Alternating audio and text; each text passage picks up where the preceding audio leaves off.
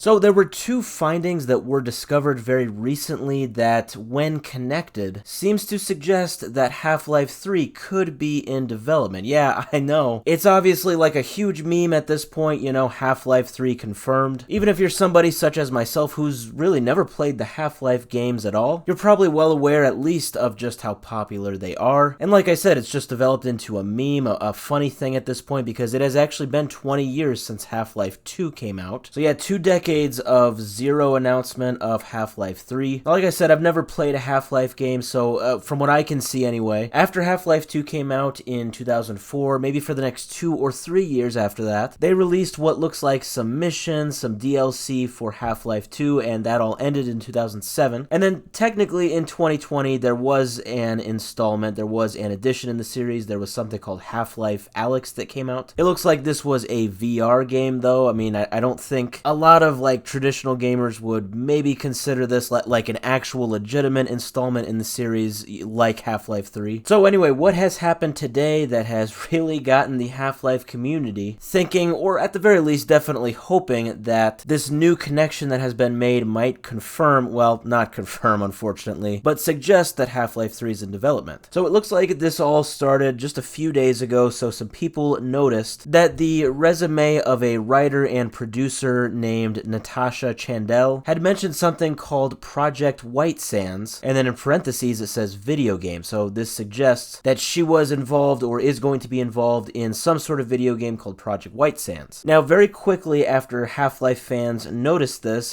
this was deleted from her resume. Now, it looks like the reason this is significant is that, and if you're a huge Half-Life fan, you're probably just screaming at me right now. I'm sure a lot of Half-Life fans know what the significance of Project White Sands is, but to people like me, they're kind of out of the loop, so I had to look this up. It looks like this is a real-life location in New Mexico, which is kind of where the series is based off of. So this is where the Black Mesa facility, Mesa, that is where that is located. And by the way, in my little research I did here, I looked up videos of Half-Life 1, which actually came out all the way back in 1998. I'm just going off on a little tangent here, I apologize, but this game looks absolutely sweet. I actually really want to play it. It actually kind of reminds me of like a cross between Halo and SCP Containment Breach. It looks really awesome. So anyway, let's end me rambling here. So yeah, people noticed that Project White Sands was in this person's resume and then it was deleted. So that was kind of mysterious. Well, then there is a man by the name of Tyler McVicker. He is a sort of Valve expert. So he weighed in and basically suggested that this Project White Sands is probably the next installment in the Half-Life series, probably Half-Life 3. So kind of in a nutshell, you remember that game Half-Life Alyx, the VR game that was released just a few years ago? Well, apparently there was a game that was codenamed HLX that was reportedly in development or pre-development around the same time that Half-Life Alyx was being released. And through data mining, or alleged data mining, I guess, none of this is confirmed, a lot of stuff was kind of figured out about this game. And well, I guess when the whole HLX thing came to light a few years ago, Tyler McVicker originally did not think this was going to be a brand new Half-Life game. But now I guess with new information he has learned,